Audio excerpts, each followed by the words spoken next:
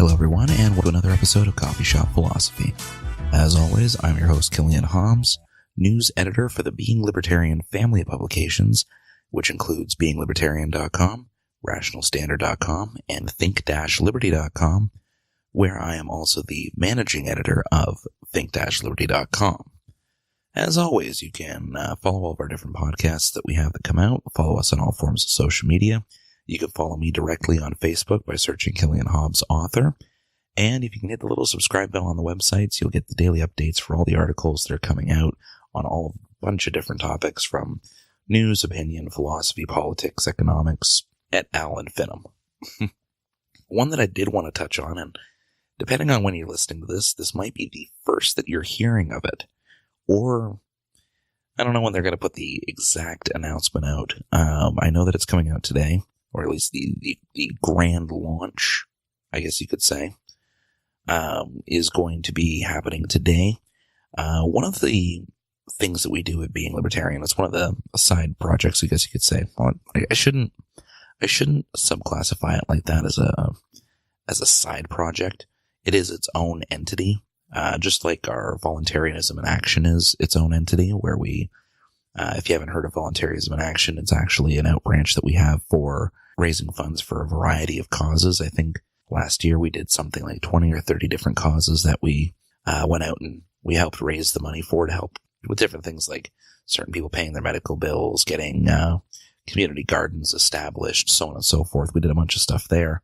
But the announcement that I wanted to talk about is actually coming out of Champion Books. For those of you that don't know or haven't heard, Champion Books is actually our publishing branch for actual literature. I say literature because technically articles that we post on the three websites can be considered literature, especially considering some of the more philosophical basis that they have. They're not just all news pieces, even though the news pieces is more my angle of things. Most of the stuff that we do put out there is on the philosophy side. But the Champion Book side, we actually have been working on this for quite some time. I haven't had that big of a role in it myself, but I was given the opportunity to read the advanced copy so that I can get a feel for what's going to be coming out here. And we are officially launching our first book. The first book coming out is called Igniting Liberty. It is available on Amazon as of today. So you can go there, just search Igniting Liberty. You'll find it immediately. It's the top result when you search that. And you can get it in paperback, hard copy, EPUB format, etc., etc. All the different formats are there.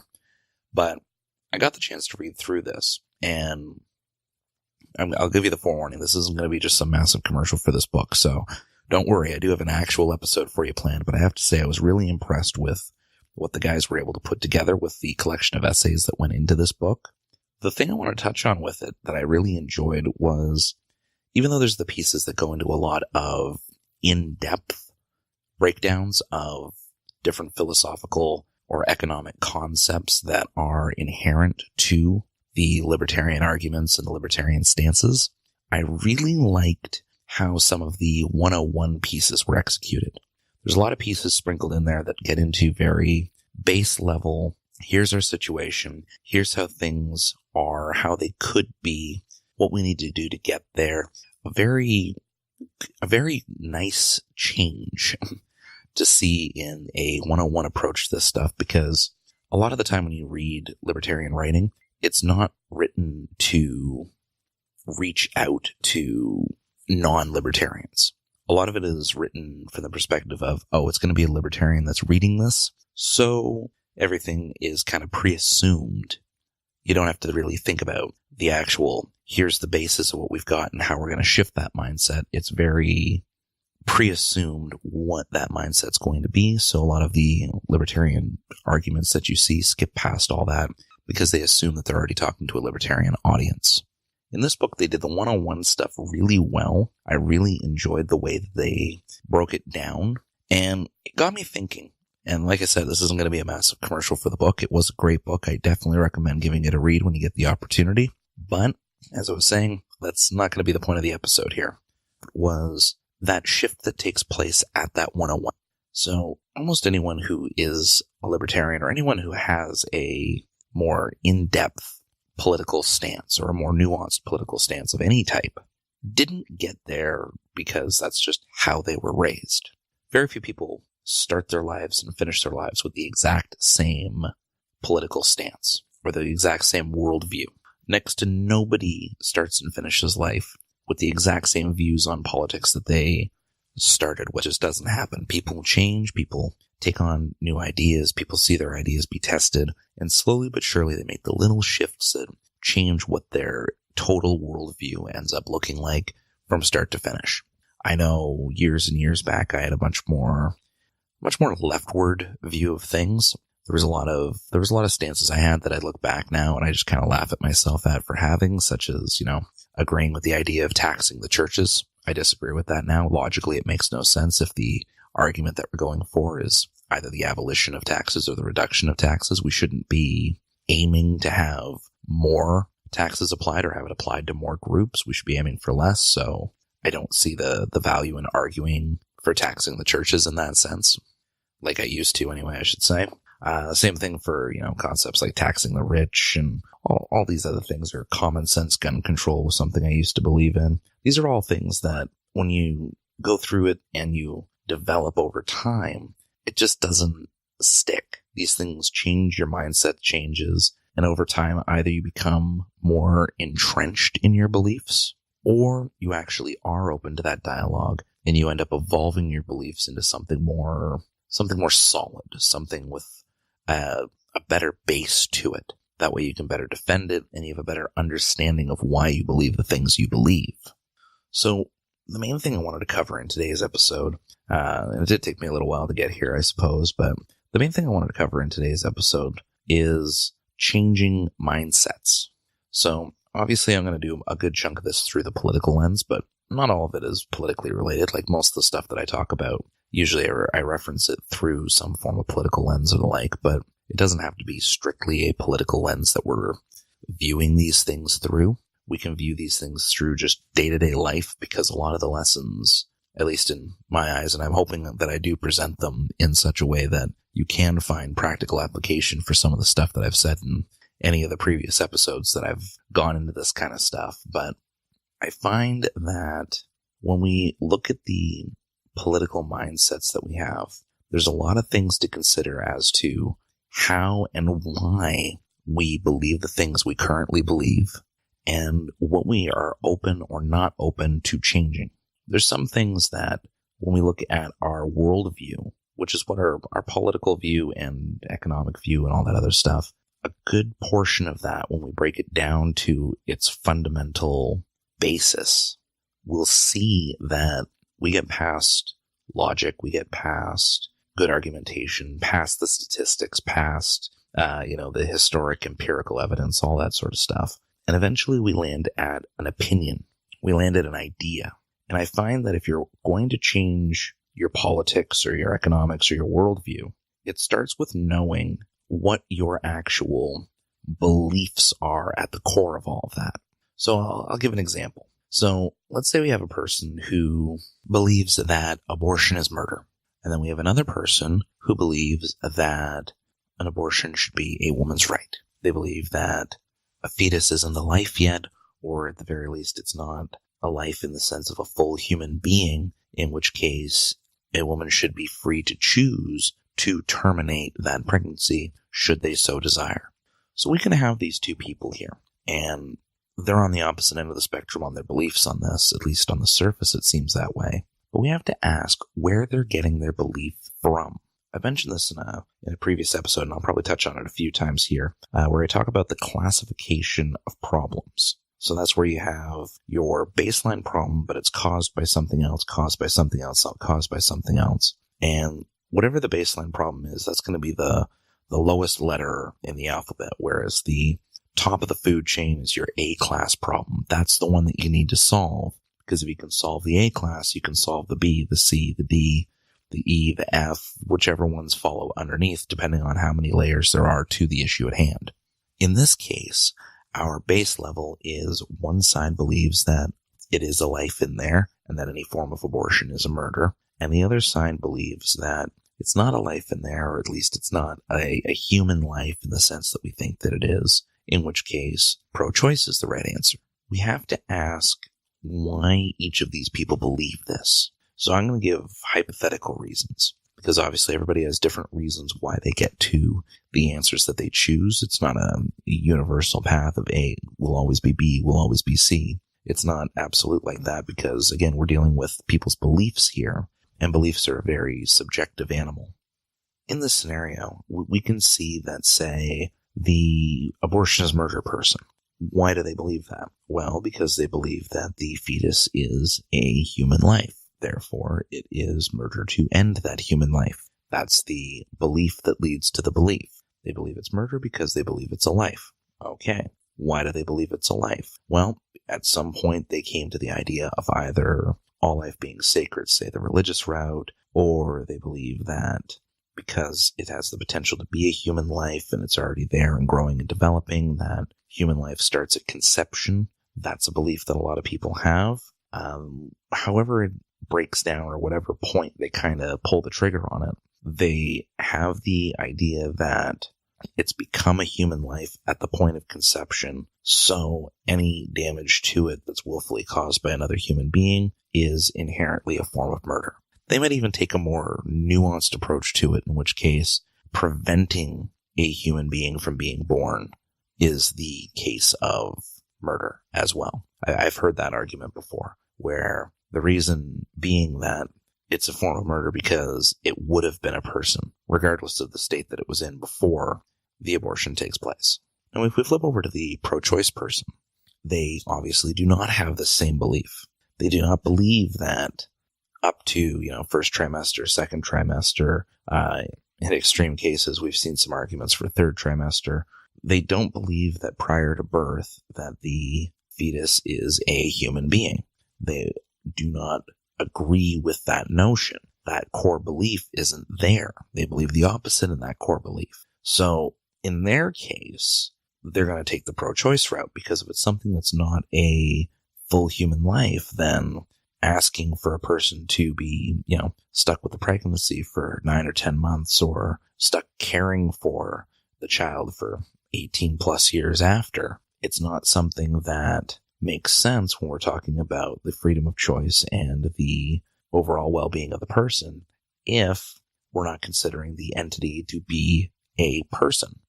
A lot of people in that side of the argument even will view the fetus as something like a tumor or something like that. I've seen that phrasing used before.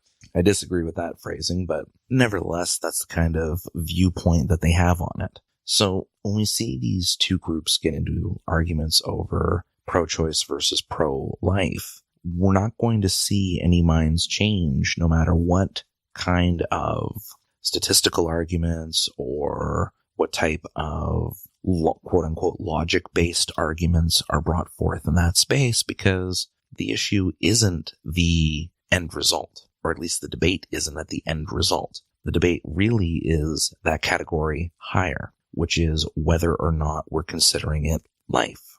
And that again depends on where you're getting your beliefs from. So the pro-life side might be taking the religious route, as I mentioned before, and they just do not believe that it's anything other than life. It can't be anything other than life, that because conception is something that's, granted by the grace of God sort of thing.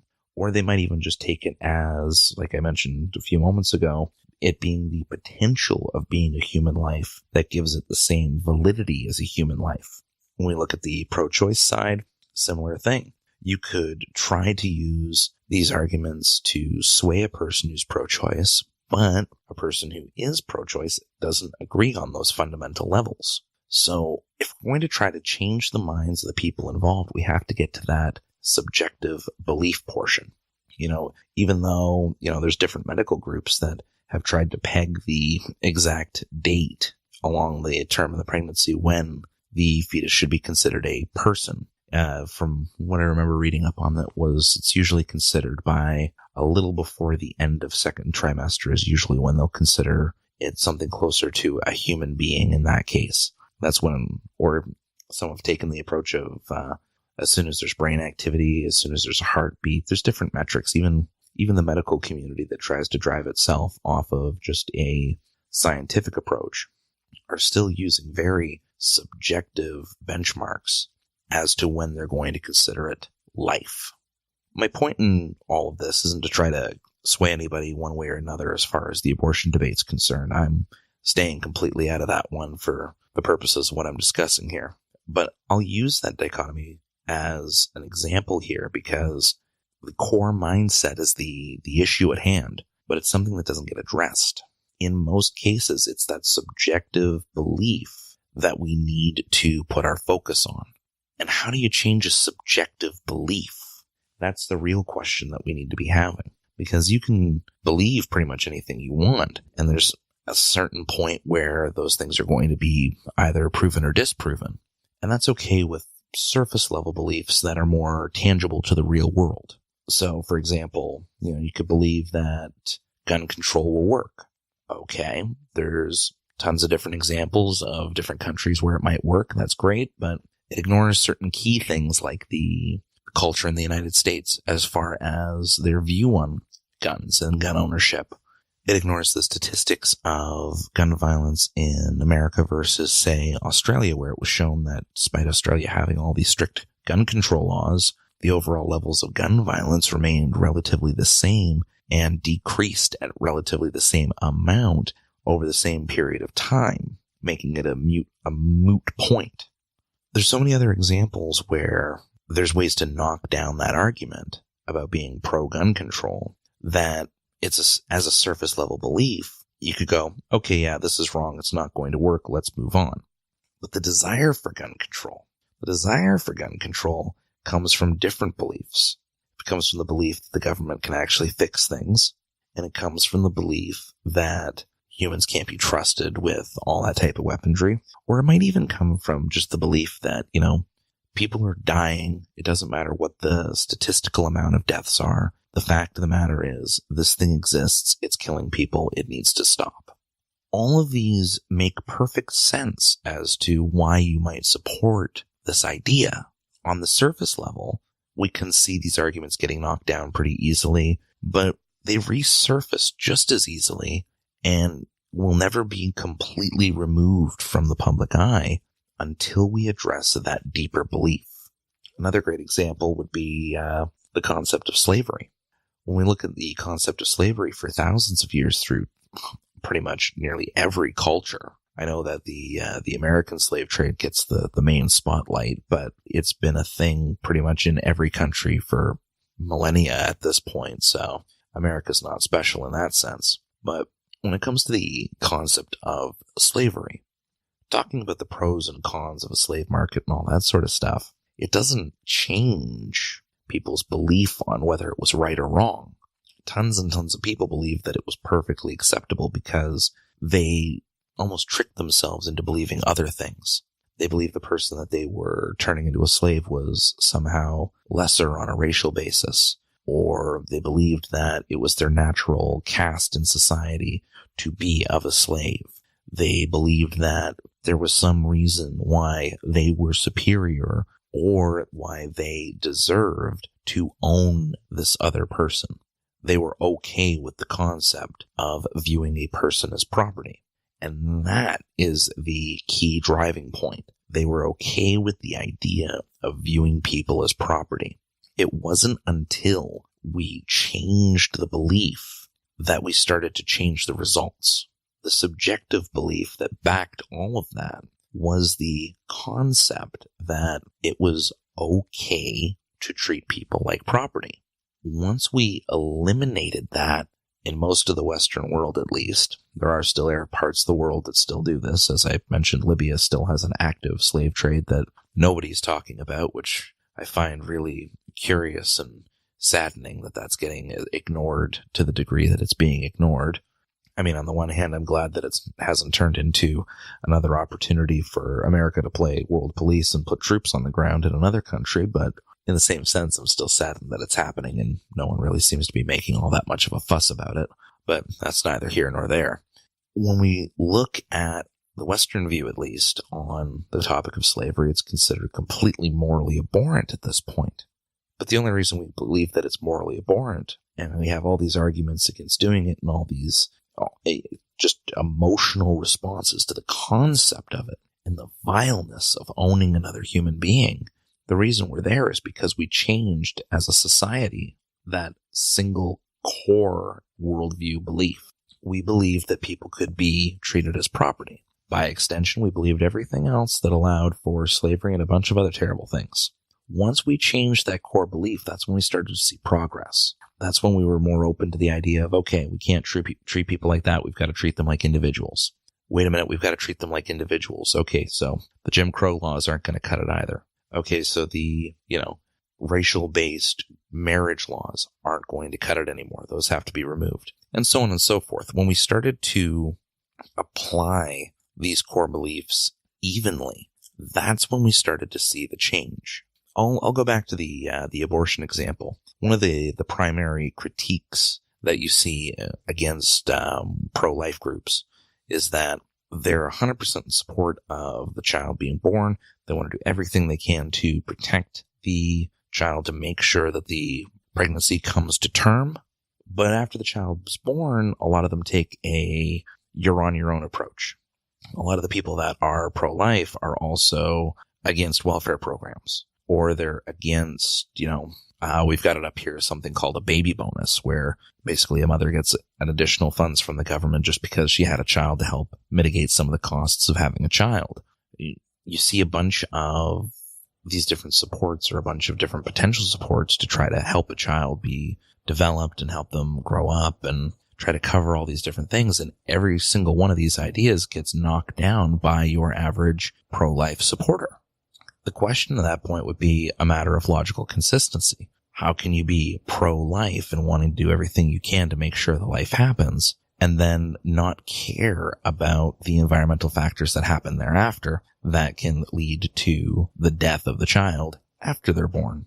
For the pro-choice side, you see that issue quite often as well. A lot of people who are pro-choice, not everybody, thankfully, but a good portion of people who are on the pro-choice side do generally tend to swing left as far as their economic stances are concerned, or some of their political stances are concerned, which leads to the question of, if you're okay with the choice of abortion, then how come you're not okay with the choice of someone owning a firearm, or someone choosing what happens with their own money rather than it being taxed, or any of the other litany of laws that are supported by these people?